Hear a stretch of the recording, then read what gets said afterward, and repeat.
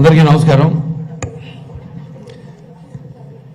ఇవాళ అంటే number don't believe numbers కాబట్టి నా వయసు చెప్పను, అంటే ఎవరు తెలియంది కాదు. నా మొబైల్ నంబర్ నుంచి కూడా అందరికీ ముందు ఒకటే, నాదంతా ఓపెన్ బుక్కే. సో నా గురించి ఏ రహస్యాలు ఏముండవు, అందరికి తెలిసిందే. నా ఈ జీవిత పయనంలో అడుగడుగునా నేను వేసే ప్రతి అడుగు అందరికి తెలిసిందే. కాబట్టి సంతోషంగా ఉంది. ఇప్పుడు ఇవాళ 25వ అంటే ప్రతి సంవత్సరం వస్తుంది పుట్టినరోజులు అందరికీ.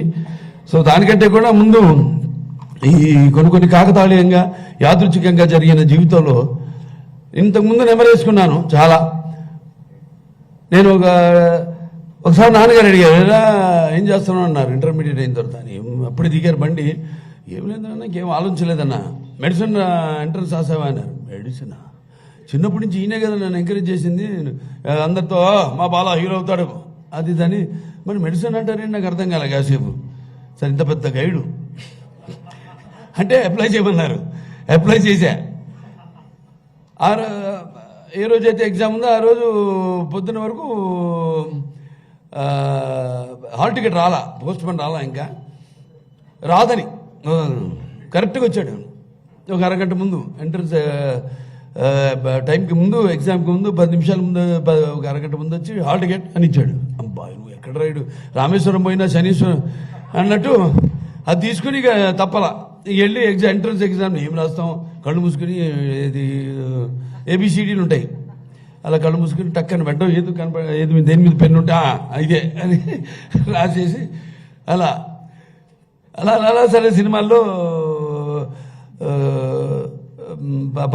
నటిస్తూ సింహ సినిమాలో ఒక డాక్టర్ క్యారెక్టర్ మొదటిసారి నేను జీవితంలో వేసింది. అనుకోకుండా అప్పుడే మన హాస్పిటల్కి నేను చైర్మన్ అవ్వడం జరిగింది, మేనేజింగ్ ట్రస్టీ అవ్వడం జరిగింది. అలా ఎన్నో కాకతీయాలు యాదృచ్ఛికాలు జరగడం. ఇవాళ ఈ యొక్క 65వ సంవత్సరంలో ఈరోజు అడిగిండాను. మరి 64 సంవత్సరంలో నాకు ఈ పద్మవిభూషణ్ రావడం, అలాగే నేను ఇండస్ట్రీలో 50 సంవత్సరాలు పూర్తి చేసుకోవడం హీరోగా. ప్రపంచంలో ఎవరు లేరు, అదంతా నాకు దక్కింది. అంటే అదంతా మా నాన్నగారు అమ్మగారి యొక్క ఆశీస్సులు, ఆ కళామ తల్లి ఆశీస్సులు, అలాగే నా పూర్వజన్మ సుకృతంగా భావిస్తారు. వాగృతం సంపర్తో వాగృత పతిపతే జగత పితరం వందే పార్వతీ పరమేశ్వరం. అంటే ఆ పార్వతీ పరమేశ్వరుల స్వరూపమే మన తల్లిదండ్రులు కనిపించే, కళ్ళ ముందు కనిపించే. అంటే నా గాయత్ర పరమంత్రం నమాతు పరదేవత నా హరే పరతస్త్రాత నానృతాత్ పాతకం పరం. ఇది తల్లి ప్రార్థన.